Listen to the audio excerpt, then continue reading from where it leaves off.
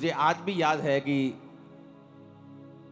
2004 में जब मैं परमेश्वर में आया तो जिस ग्रुप में मैं संगति करता था वो हर हफ्ते 3 दिन रात के रोजे रखते थे। एक हफ्ते में, हर एक हफ्ते में, सोमवार से लेके संडे से लेके सैटरडे तक, सोम से संडे तक 7 दिन में 3 रोजे दिन रात के। डे के तो होते ही थे ना, वो तो मिस ही नहीं होते थे, लेकिन दिन रात के भी होते थे। हर हफ्ते की मैं बात कर रहा हूं। मेरी लाइफ के जो पहला साल, दूसरा साल टोटल रोजों में निकला है, सिर्फ रोजों में निकला है। मैंने कम खाया होगा, रोजे ज्यादा रखे होंगे। मुझे ओवर रोजे रखने के कारण मेरे पेट में भी बहुत सारी प्रॉब्लम्स पैदा हो गई थी, लेकिन यीशु मसीह में की गई मेहनत कभी व्यर्थ नहीं जाती। तो परमेश्वर ने वो सारा कुछ कवर भी कर दिया, लेकिन जो सामर्थ का नींव, जो फाउंडेशन 2004 और 5 में पड़ी थी, उसका असर आज दुनिया देख रही। बाइबल का वचन इतना क्लियर और सख्त है और इतना शानदार है कि क्या कहने, मैं आपको बताता हूं। वचन कहता है कि एसाव याकूब 2 जुड़वा भाई थे, और बाइबल कहती है एसाव जब आया तो अपने भाई को उसने दाल पकाते हुए देखा।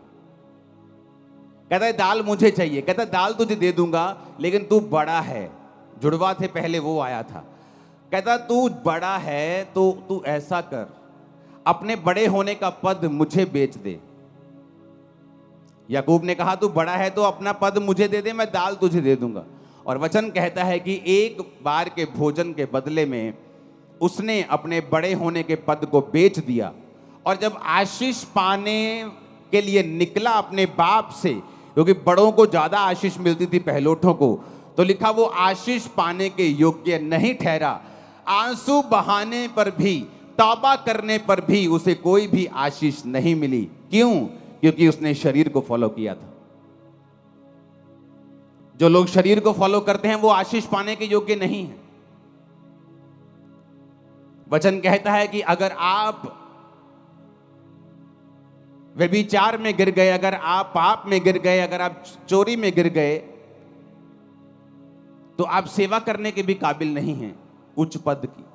वचन तो इतना गहरा है वचन। तो शैतान लोगों को नाकामयाब कैसे करता है? उनको शरीर के पीछे लगाता है,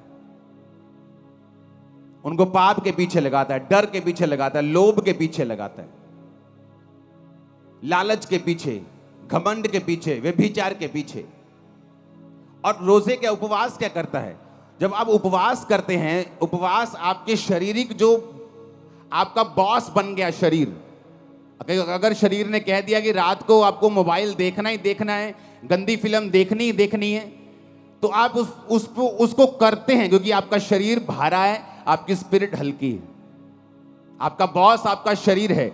और इसीलिए जब आत्मिक कामों में आप जाते हैं, जब आपको एक ब्रेक थ्रू की जरूरत होती है, जब आपको एक हीलिंग की जरूरत होती है, जब आपको परमेश्वर का हाथ चाहिए होता है, तब क्या होता है? तब आप चाहते हुए भी कुछ नहीं कर सकते, क्योंकि आपकी आत्मिक जो जिंदगी है वो कमजोर है। और जब आपको जरूरत होती है आप कुछ कर नहीं पाते हैं।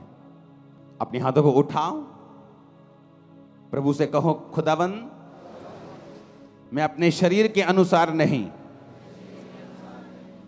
अपनी आत्मा के अनुसार चलो, प्रभु यीशु मसीह के सामर्थी नाम में। 2 तिमुथियुस 2 उसकी 20 से 22 आयत, उसमें लिखा है, बड़े घर में ना तो केवल सोने चांदी के, पर काठ और मिट्टी के बर्तन भी होते हैं। कोई कोई आदर, कोई कोई अनादर के लिए।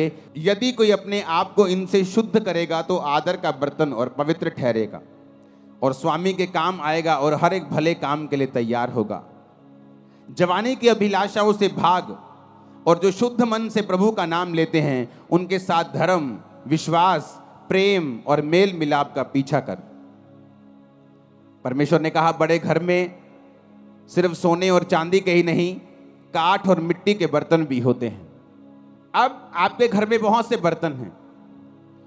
एक आपके घर में गिलास है, आपकी रसोई घर में, जिससे आप पानी पीते हैं। प्लेट पड़ी है जिससे आप खाना खाते हैं।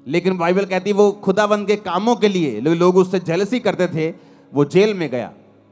जेल में गया तो एक आम इंसान सोच सकता है कि अगर ये परमेश्वर का दास है तो फिर जेल में क्यों गया, फिर प्रभु इसको बाहर क्यों नहीं निकालता। लेकिन वचन में क्या लिखा है?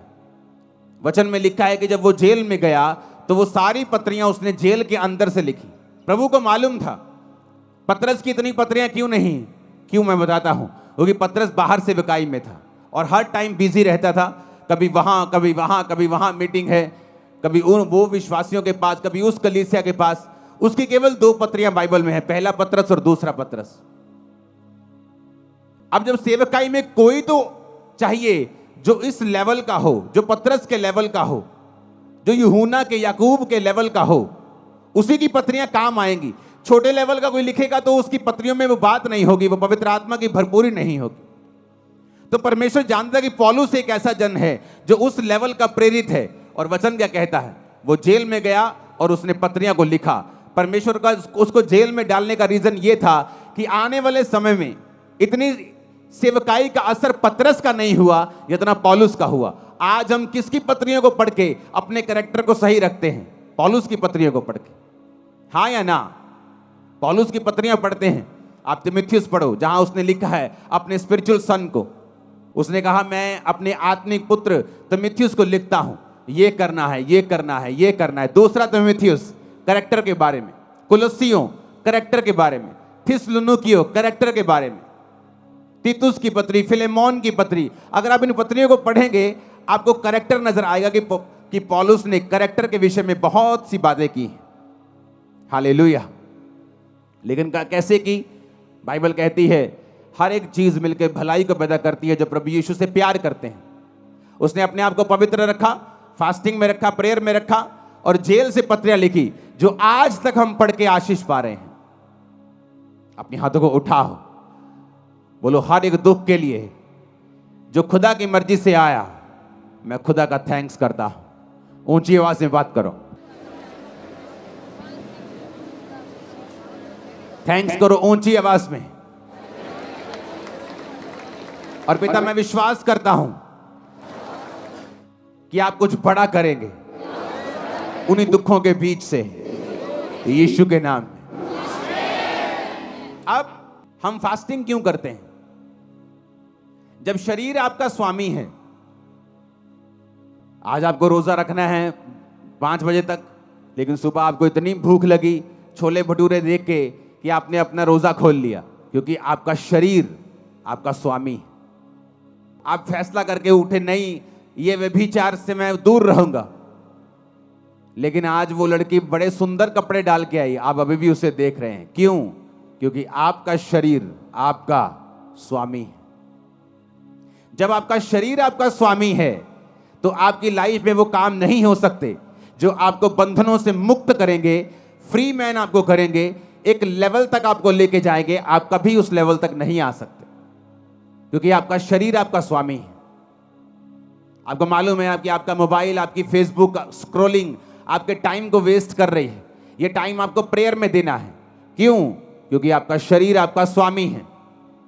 आप जब फैसला कर लेते ये काम मैं नहीं करूंगा और आप प्रार्थना में चले जाते, उस तरीके से आप अपनी आत्मिक लाइफ को, अपनी आत्मा को अपने जीवन का स्वामी बना देते हैं। और वचन कहता है जो आत्मा से चलेगा वो जिएगा। आमीन। आप जानते नहीं आत्मा में रहना और प्रार्थना और उपवास में रहने से कितने बंधन टूटते हैं और कहां ये चीजें लगती हैं जाके, आपको मालूम भी नहीं। जब प्रार्थना उपवास में मैं पिछले दिनों में था तो प्रेयर कर रहा था तो परमेश्वर दर्शन देने लगा। ऐसे दर्शन नहीं देने लगा कि मैं कुछ मांग रहा हूं प्रभु से कि मुझे ये चाहिए, मुझे ये चाहिए। जस्ट मेरी आदत है खुदावंद की प्रेजेंस में बैठना और बैठे रहना और प्रेयर करना और बेदारी के लिए प्रेयर करना, लोगों के लिए प्रेयर करना। मेरा अपना कोई मसला नहीं है खुदावंद के सामने। मेरे मसले चर्च के होते हैं, आपके होते हैं। आप यहाँ काउंसलिंग के लिए आते हैं, आपके केस मोबाइल पे मेरे पास आते हैं। जब उनसे हल नहीं होता डायरेक्ट मेरे पास आते हैं तो मैं लिख के भेजता हूँ, इसको ये कहना है, ये कहना है, या सिर्फ ले हैंड में खड़ा करो, या इसको रोजे रखवाओ, या मुझसे मिलाओ, इसे ऑफिस भेजो। तो मेरा मसला सिर्फ आपके साथ होता है। आप प्रभु के प्रेजेंस में होते हैं, परमेश्वर आपकी लाइफ को फ्रूटफुल बनाता है, इफेक्टिव बनाता है। वो आपके बिजनेस के बारे में आपको दर्शन दे सकता है। आपका बेटा जो बचा नहीं है, नशे करता है, उसके बारे में आपसे बात कर सकता है। आपकी वाइफ के बारे में, आपके हस्बैंड के बारे में, आपके बच्चों के बारे में, आपकी सेहत के बारे में, किसी भी बारे में वो आपसे बात कर सकता है। जो चीज कमजोर है, शैतान के हाथ में है, बंधन के नीचे है, उसके बारे में प्रभु आपसे बात करता है। इसलिए तो वचन में लिखा है कि मैं अपने वचन को भेज के अपने लोगों को चंगा करूंगा। जैसे आप बिजली का बिल भरने, पुराने टाइम में लोग लाइन में लगते थे, पता नहीं आज लगते हैं कि नहीं लगते, ऑनलाइन हो जाता सब कुछ, लेकिन लाइन में लगते। तो आप लाइन में तो लगे हुए हो, छुटकारे की लाइन में, हीलिंग की लाइन में, लेकिन जब तक आप फास्टिंग, उपवास, प्रार्थना, तौबा, शरीर के कामों से मुक्त होकर प्रभु के सामने समर्पित आप नहीं होंगे, तब तक आप लाइन में तो हो पर आपका नंबर नहीं आएगा।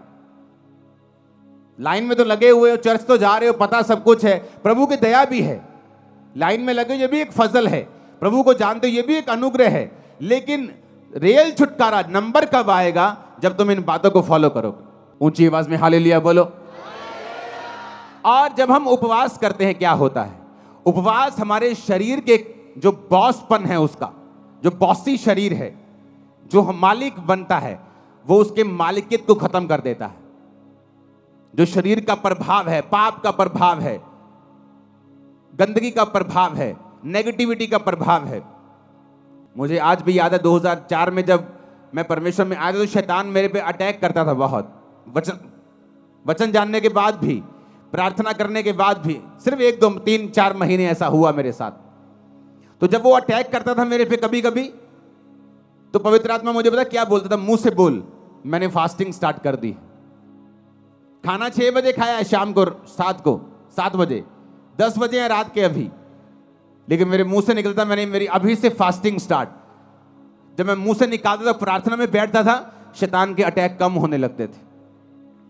सिर्फ मुंह से निकाला, फास्टिंग स्टार्ट है। मैं फास्टिंग से, प्रेयर से, उपवास से शैतान के ऊपर मैंने फतह पाई। जब आप फास्टिंग करते हैं, आपका जो शरीर बॉस है, उसकी जो मालिकियत है, बॉसीपन है, वो खत्म होता है। वो कम शरीर जो है, उसकी जो इच्छाएं हैं, वो आप देखना फास्ट रख के, खासकर जो लोग दिन रात के फास्ट में, दिन के फास्ट में ये इतना प्रभावित नहीं होता। मैं आपको बता रहा हूं, फायदा होगा, उसका फायदा होगा। प्रभु आपकी प्रेयर को सुनेगा, फास्टिंग कबूल होगी, लेकिन दिन रात के जो फास्ट हैं, ये एक अलग लेवल के फास्ट है। तो जब दिन रात के फास्ट हम रखते हैं, तो आपके शरीर के अंदर से जो कब्जा किया हुआ है शैतान ने, जो बंधन है, जो बॉन्डेजेस हैं, पाप के प्रति आपका खिंचाव है, प्रभावित है आप उससे, आप कंट्रोल नहीं कर पा रहे हैं, आप दिन रात के फास्टिंग में चले जाएं। आप देखें आपकी आत्मा कैसे आपका बॉस बनती है। इसलिए वचन में क्या लिखा है? जब तुम शरीर के अनुसार चलोगे तो मरोगे। कौन सी मौत के बारे में बात कर रहा है? वो शारीरिक मौत की बात नहीं कर रहा है इसमें। वो एक ऐसी मौत की बात कर रहा है जो आज सब घरानों में काम करती है। हस्बैंड वाइफ तो हैं, लेकिन मैरिड लाइफ मरी हुई है। नाम से तो ठेकेदार है, पर बिजनेस मरा हुआ है। क्योंकि वचन कहता है जब तुम शरीर के अनुसार चलोगे तो मरोगे, पर अगर कहता आत्मा के अनुसार चलोगे तो जियोगे। हालेलुया। कि नाम से तो पास्टर हैं, पर सेवकाई मरी हुई है। कोई रिजल्ट नहीं, कोई उत्साह नहीं लोगों में, कोई अधीनगी नहीं, कोई लाइफ नहीं, कोई बोना नहीं, कोई प्रेयर नहीं। क्यों? आपको शरीर के ऊपर पास्टर को फतह पानी पड़ेगी, उसको पाप के ऊपर फतह पानी पड़ेगी, फिर वो लोगों को लीड कर सकता है। आप जब फास्टिंग करेंगे, आपके शरीर के अंदर से वो जो पाप का प्रभाव है, जो हैवीपन है, जो अट्रैक्शन है, जो लालसा है, जो तलब है, वो खत्म होती है। आपकी आत्मा आपका बॉस बनती जाती है। और एक दिन में नहीं, या एक साल में, 6 महीने में नहीं होता। ये कॉन्टिन्यू एक प्रोसेस है। जिस तरह मौसम बदलते हैं, गर्मी आती है, सर्दी आती है, बारिश आती है, आपकी आत्मा के जीवन में भी कई बार विश्वास में आप टॉप पे होते हैं, कई बार शैतान आपके विश्वास को हिला रहा होता है, मौसम आते हैं।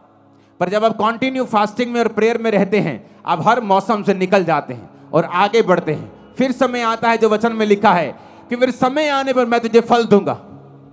समय आने पर तू फल लेके आएगा, जिस तरह वचन में लिखा है भजन संहिता 1 में कि समय आने के ऊपर तेरे पत्ते तो हरे रहेंगे क्योंकि तू नदियों के किनारे लगा हुआ है, लेकिन समय आने पर फिर फल भी आएगा, गवाहियां भी आएंगी।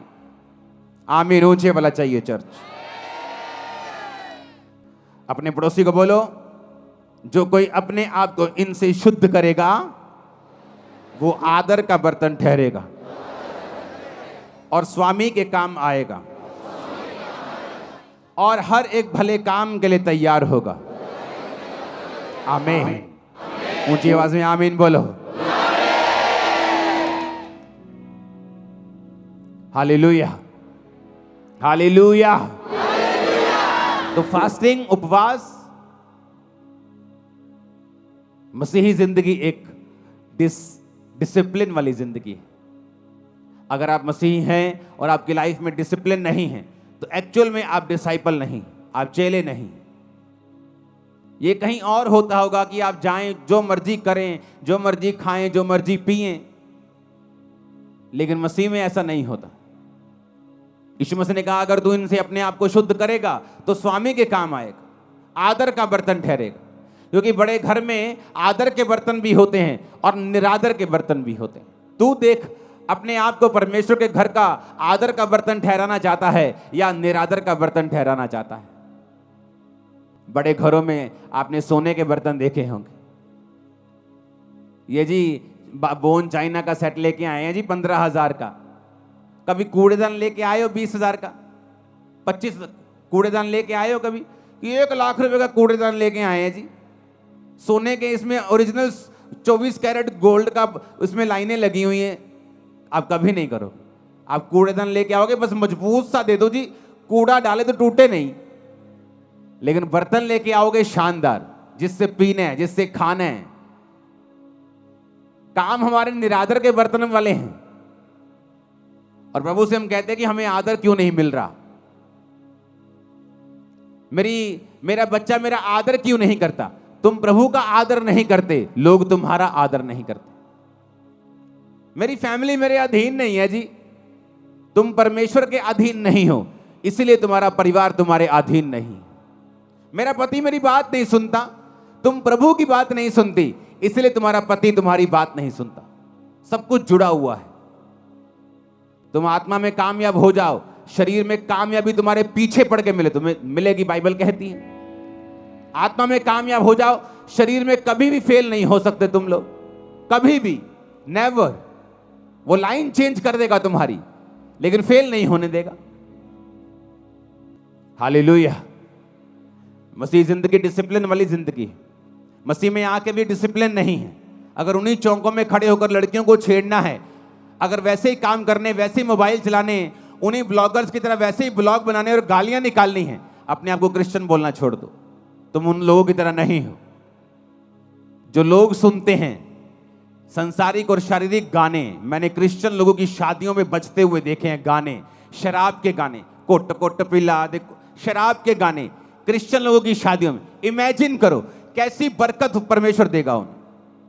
सोचो, जहां बरकत होनी चाहिए, जहां प्रभु की प्रेजेंस होनी चाहिए कि एक जोड़ा सदा के लिए मिल रहा है, वहां पे खुदा की अगर प्रेजेंस होगी तो उनकी लाइफ में बरकत आएगी और वहां शैतान की प्रेजेंस होती है।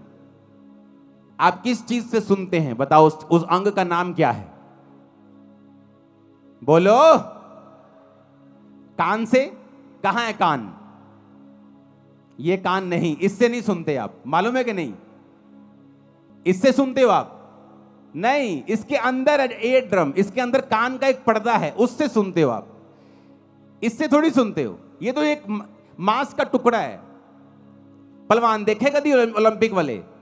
उनके यहां देखा क्या हुआ होता है? वो बज बज के उनके कान फट फट के मोटे हुए होते यहां से। अगर ये सुनते हैं तो जब वो मोटे हो जाते हैं फिर वो कहां से सुनते हैं? वो तो अंदर से सुनते हैं भाई, इधर से। कान के अंदर जो होल है, यहां एक, वहां अंदर आवाज जाती है, कान का पर्दा उसे रिसीव करके सिग्नल भेजता है, दिमाग में जाते हैं तो आवाज आती है। ये थोड़ी सुनता है। फिर ये बनाया क्यों है? बात तो ये है, प्रभु ने कोई चीज फालतू में तो बनाई नहीं है। अगर मैं इसे हटा दूं, आप कई लोगों का देखोगे एक्सीडेंट में कान उखड़ जाता है, उनके कान होता ही नहीं है, फिर भी वो सुनते हैं। लेकिन परमेश्वर ने बनाया क्यों है फिर ये कान? अगर आप ध्यान से देखें एक पिक्चर में, कान और स्त्री का गर्भ दोनों सेम शेप के होते हैं। इधर लेफ्ट साइड पे स्त्री का गर्भ है, यूट्रस है, जहां बच्चा होता है। बच्चा और कान दोनों सेम शेप के होते हैं। दूसरी फोटो भी है आपके पास, कान और बच्चा और स्त्री का गर्भ, पिछली फोटो दिखाओ, दोनों सेम शेप के होते हैं। परमेश्वर ने जब कान अंदर बनाया तो परमेश्वर चाहता था कि इंसान जो है इस बात को समझे कि मैंने कान का बाहरी हिस्सा वो ऐसे भी छोड़ सकता था, यहां फ्लावर बना सकता था ऐसे सुंदर करने के लिए, लेकिन उसने गर्भ की शेप को लिया और तुम्हारे कान पे चिपका दिया। क्यों? क्योंकि परमेश्वर ने तुम्हें बहुत केयरफुली डिसाइड करने के लिए बोला है कि तुम अपनी लाइफ में क्या सुनोगे और क्या नहीं सुनोगे। क्यों? जब औरत के गर्भ में बीज जाता है तो वो बच्चा पैदा करता है, और जब परमेश्वर ने कहा तुम्हारा कान जो गर्भ की शेप का है, जब इसके अंदर बीज जाएगा, वो चाहे अच्छा बीज हो चाहे बुरा बीज हो। एक चोर का जब शादी होता है तो उसके भी बच्चा होता है। एक जादू टोना तांत्रिक, एक बंदों को मारने वाला एक कातल, जब वो भी शादी करता है तो बच्चा पैदा होता है। एक धर्मी जब शादी करता है तो भी बच्चा पैदा होता है। तो बच्चा अच्छा है या बुरा है, ये निर्भर करता है कि कौन उसे पैदा कर रहा है। परमेश्वर ने तुम्हारे कान को गर्भ के जैसा इसलिए बनाया है कि परमेश्वर कहता है कि कान के अंदर क्या डलेगा, अच्छा या बुरा, ये तुम डिसाइड करोगे। जैसा तुम डालोगे तुम्हारी जिंदगी का फल वैसा ही होगा, अच्छा या बुरा। अब तुमने गाने डालने हैं, शराब के गाने डालने हैं, वो गाने डालने जिससे बीपी बढ़ जाता है, तुम शारीरिक जोश में आ जाते हो, वट देंगे टोक देंगे, तुम्हारा वो भला करने वाले नहीं। मैं खड़दा, मैं जानदा, मैं आंदा, वो तुम्हारा भला करने वाले नहीं है। इसलिए प्रभु ने कहा ध्यान से देखो कि क्या सुनते हो। जब मैं चर्च में से वापस आया करता था तो मेरी आदत थी हिंदी गाने सुनने की, तो हिंदी गाने में सुनता था।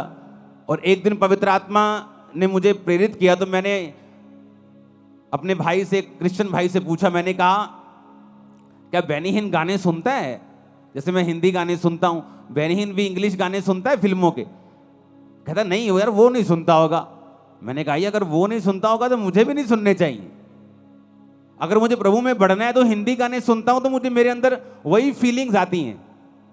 तो अगर वो भी फीलिंग्स आएंगी, चर्च जब मैं जाके सॉन्ग प्रभु का सुनता हूं तो वो आत्मा वाली फीलिंग आती है।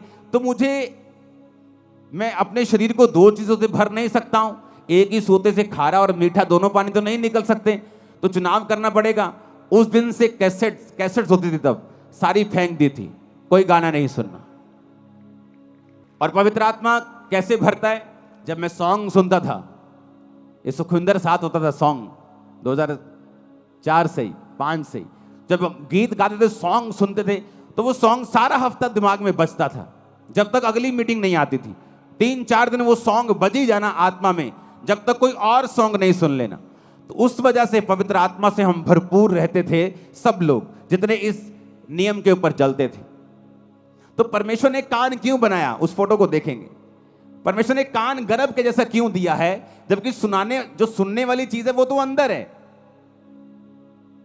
कान का पर्दा तो अंदर है। लोग बोलते जी मेरे थप्पड़ मारा किसी ने, कान का पर्दा फट गया, अब सुनता नहीं। अगर इस कान से सुना जाता तो ये फटता तो कान नहीं सुनता, पर अंदर का पर्दा फटता है तो कान नहीं सुनता, क्योंकि ये परमेश्वर ने गर्भ के जैसा बनाया है, ताकि जो कुछ तुम अंदर लोगे, गाने, गालियां, संसारिक चीजें, किस दोस्त के साथ आप बैठ रहे हो, ऐसा दोस्त जो आपके साथ जब बैठता है, जब आप उठते हैं तो आपका विश्वास कम हुआ होता है, वो आपके अंदर नेगेटिव चीजें डालता है। ओ ठीक है चर्च, ओ कदी कदी चल जाया कर, उन लोगों ने भी बना के रखनी है, ओ ले एक चर्च है जी सारे लोगों का वखरा ही कर देती है, और आप थोड़ी आप क्या सुनते हैं मायने रखता है। आप अगर नेगेटिव सुनेंगे और उस नेगेटिव को कैंसिल नहीं करेंगे, आपने मान लिया कुछ नेगेटिव सुना और आपको मालूम नहीं है कि उसे कैंसिल करना है, उसे रिजेक्ट करना है, ऐसे लोगों के पास नेक्स्ट टाइम मत बैठें जहां बैठने पर आपका विश्वास कमजोर होता है। अगर वो रिश्तेदार है, त्याग दें कुछ सालों के लिए, उसे कुछ महीनों के लिए त्याग दें। वो दोस्त जो मैंने 2007-8 में त्याग दिए, 15-16 साल बाद मुझे मिलते हैं आज, लेकिन आज मेरी बातों का असर उन पे होता है, उनकी बातों का असर मेरे पे नहीं होता। क्यों? एक समय था अगर क्रिश्चियन होने के बाद भी अगर मैं उनके साथ रहता तो हो सकता उनकी बातों का असर मुझ पे होता। जब मैंने अपनी 10th को कंप्लीट किया था तो मेरे कई नए दोस्त स्कूल से बाहर बने थे, और उसमें से एक दोस्त मेरा ऐसा था जिसका मेरे ऊपर बहुत प्रभाव था। मोस्टली मेरा प्रभाव मेरी टीम पर, मेरे लोगों पर होता था, लेकिन एक दोस्त ऐसा था जिसका प्रभाव मुझ पे होता था, जो मुझे प्रभावी लगता था। अगर वो मेरी लाइफ में होता क्रिश्चियन बनने के दौरान, मैं आपको बता देता हूं, अगर वो मुझसे कहता तो हो सकता मेरा विश्वास वो ना होता। क्योंकि मसीह में आने के बाद बहुत सी दिक्कतें मुझे हुई, मेरी फैमिली ने मुझे त्यागा, छोड़ा, लोगों ने मुझे डांटा, रिश्तेदारों ने मेरी डांट लगाई, मुझे मेंटली बहुत सा डिस्टर्बेंस पैदा करने की मेरी लाइफ में कोशिश हुई। शैतान ने डिस्टर्ब अलग किया, बीमारियों ने अलग किया, लोगों ने अलग किया। पर मसीह में आने के कुछ महीने पहले ही वो दोस्त को परमेश्वर ने मेरी लाइफ से दूर कर दिया था, और अब तब मुझे मालूम हुआ कि इतनी स्टूपिड सी चीज के ऊपर हम कभी भी अलग नहीं हो सकते थे, लेकिन हम हुए। लेकिन कुछ साल पहले हमारा फिर मेल मिलाप हुआ। आज मेरी बातों का असर उस पर होता है, उसकी एक भी बात का असर मेरे पे नहीं होता। टाइम होता है, एक समय होता है, खुदावंद आपकी बोलता है सहेली छोड़ दे मेरी बेटी, अपने दोस्त को मेरे बेटे छोड़ दे, अपने इस रिश्तेदार को छोड़ दे, कुछ साल के लिए अलग हो जा, अपनी लाइफ बना, अपना कैरियर बना। अरे यूपीएससी एग्जाम में भी, संसारिक सफलता लेने के लिए भी बच्चे जो हैं कुछ देर के लिए अलग हो जाते हैं। माता पिता अपने शहर को छोड़ के बच्चों के साथ दिल्ली चले जाते हैं एग्जाम की तैयारी करने के लिए। एक संसारिक आदमी को मालूम है संसारिक दृष्टि में कामयाब होने के लिए हमें त्याग करना पड़ेगा, और आत्मिक लोग इतने मूर्ख और इतने अंधे और इतने बहरे और गूंगे हैं कि वो त्याग करने के लिए बिल्कुल तैयार नहीं। उन्हें लगता है कोई त्याग करने की जरूरत नहीं, घर में बार बनाओ कोई प्रॉब्लम नहीं, घर में शराब पियो कोई प्रॉब्लम नहीं, कैसी भी संगति करो कोई प्रॉब्लम नहीं, कहीं भी जाओ कोई प्रॉब्लम नहीं, चर्च भी जाओ उधर भी जाओ, जब उनका प्रोग्राम आता है उस धर्म का आता है उधर भी जाओ, सब जगह जाओ। इसीलिए तो आप यहां बैठे हो जहां आपको नहीं होना चाहिए, कि 10 साल से नाम ठेकेदार है लेकिन ठेका कोई नहीं है आपको। आप वहां बैठे हो जहां आपको नहीं होना चाहिए। आपको फलवंत होना चाहिए था, बढ़ना चाहिए था। बढ़े क्यों नहीं? क्योंकि क्रिश्चियन व्यक्ति के बारे में बाइबल कहती है कि नमक का स्वाद अगर बिगड़ गया तो वो किसी काम का नहीं। दूसरा बंदा पापी हो सकता है शारीरिक रीति से कामयाब हो जाए, लेकिन क्रिश्चियन अगर खुदा से दूर होगा तो धक्के खाएगा और पैरों के नीचे आएगा, वचन कहता है, क्योंकि तुम सच्चाई को जानते हो। तुम्हारा न्याय अलग रीति से होता है। दूसरा गाने सुन के कामयाब हो सकता है, संसारिक दृष्टि से, आत्मिक दृष्टि से वो भी एक नाकामयाब व्यक्ति है, लेकिन तुम शारीरिक और मानसिक और आत्मिक सब दृष्टि में नाकामयाब हो सकते हो, क्योंकि तुम्हारा न्याय अलग रीति से होता है। तुम प्रभु के लोग हो, तुम वचन जानते हो, सच्चाई जानते हो, तुम जानते हो तुम उजाले में हो, तुमने उजाले का स्वाद चखा है, तुम परमेश्वर को जानते हो। जब सुबह अपने कानों में कंघी, जब अपने बालों में कंघी करने के लिए उठोगे तो अपने कानों पे ध्यान देना और सोचना कि आज मुझे क्या सुनना है, इस गर्भ के अंदर मुझे क्या लेके जाना है, अच्छा बीज या बुरा बीज। अच्छा बीज लेके जाऊंगा तो अच्छा फल लाएगा, बुरा बीज दूंगा तो बुरा फल आएगा। जमीन नहीं देखती, अब आम बो दोगे भी आम उगा देगी, आप डोडे बो दोगे डोडे उगा देगी, आप कांटे बो दोगे, कैक्टस बो दोगे, कैक्टस उगा देगी। जमीन नहीं देखती, जमीन बोलती मुझे बीज दे मैं तुझे उगा दूंगी। कान भी, जीवन भी देखता नहीं क्या अच्छा है या बुरा है। वो तुम्हारा डिसीजन है, वो पावर तुम्हारे पास है, अंगों के पास नहीं है। जमीन के पास उगाने की पावर है, तुम्हारे अंदर उगाने की पावर है, लेकिन उगाना क्या है ये तुम्हारे ऊपर निर्भर करता है। ऊंची आवाज में हालेलुया बोलो, ऊंची आवाज में फिर से हालेलुया बोलो। बाइबल कहती अवसर को बहुमूल्य समझो और देखो तुम्हारे अंदर क्या जाना चाहिए, अच्छा या बुरा। अपने हाथों को उठाओ। परमेश्वर के गहरे वेदों को परमेश्वर के दास के द्वारा जानने के लिए और ऐसी और नई वीडियोस को देखने के लिए हमारे YouTube चैनल को सब्सक्राइब करें और साथ में बेल आइकन को प्रेस करें ताकि ऐसी और नई वीडियोस की नोटिफिकेशन सबसे पहले आप तक पहुंच सके। जुड़े रहें परमेश्वर की हजूरी के साथ। God bless you.